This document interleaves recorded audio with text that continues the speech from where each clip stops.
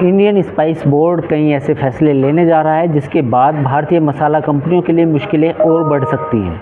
दरअसल भारतीय मसालों में कथित तौर पर कुछ ऐसे केमिकल्स का पाया जाना जो कैंसर पैदा कर सकते हैं, उन खबरों के बाद और ख़ासतौर पर सिंगापुर के द्वारा बैन लगाए जाने के बाद अब स्पाइस बोर्ड ने ये तैयारी की है कि जितने भी मसाला के हम एक्सपोर्ट करेंगे उसकी ईटीओ जांच ज़रूर की जाएगी। साथ ही मसाला कंपनियों की जिन कंपनियों के सैंपल फेल हुए हैं उन कंपनियों को के एक्सपोर्ट पर बैन लगाने की भी तैयारी की जा रही है। दरअसल ये मामला शुरू हुआ सिंगापुर के और हांगकांग में, जब उन्होंने पाया कि एमडीएच और एवरेस्ट ब्रांड के मसालों में एक chemical ETO ethylene oxide residue मिला जिसको कैंसर कारक माना जाता है। तो इस खबर के बाद अब स्पाइस बोर्ड ऑफ इंडिया, जो एक बोर्ड है, मसाला का बोर्ड बोलते हैं जिसको, वो हरकत में आया है। उसने कहा है कि जो भारत से खासतौर पर मिर्च और मेंथा ऑयल जैसे मसाले सबसे ज़्यादा एक्सपोर्ट होते हैं और उन्हीं में ये केमिकल पाया गया है, तो अब सरकार ने कहा है कि ईटीओ जांच मैंडेटरी होगी और अगर सैंपल फेल होते हैं तो उन कंपनियों के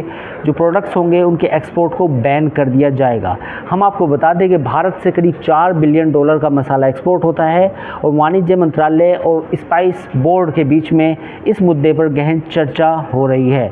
जिन मसालों में केमिकल पाया गया है उनका एक्सपोर्ट हालांकि भारत से काफ़ी कम होता है, लेकिन फिर भी कहीं ना कहीं इससे ब्रांड वैल्यू पर असर पड़ा है और यही वजह है कि एमडीएच और एवरेस्ट के स्पाइस जो प्रोडक्ट हैं उन पर फ़िलहाल दोनों पर रोक लगा दी गई है। इन प्रोडक्ट्स में बेसिकली एमडीएच के Madras curry powder, MDH sambar masala mix powder, MDH करी मसाला, एवरेस्ट फिश करी मसाला पाउडर शामिल है। इससे पहले भी सिंगापुर अपने यहाँ इन प्रोडक्ट्स पर बैन लगा चुका है, लेकिन ये दूसरी बार है कि उसने फिर से इन प्रोडक्ट्स पर बैन लगाया है। बेसिकली भारत में फूड आइटम्स में एथिलीन ऑक्साइड के इस्तेमाल पर बैन है।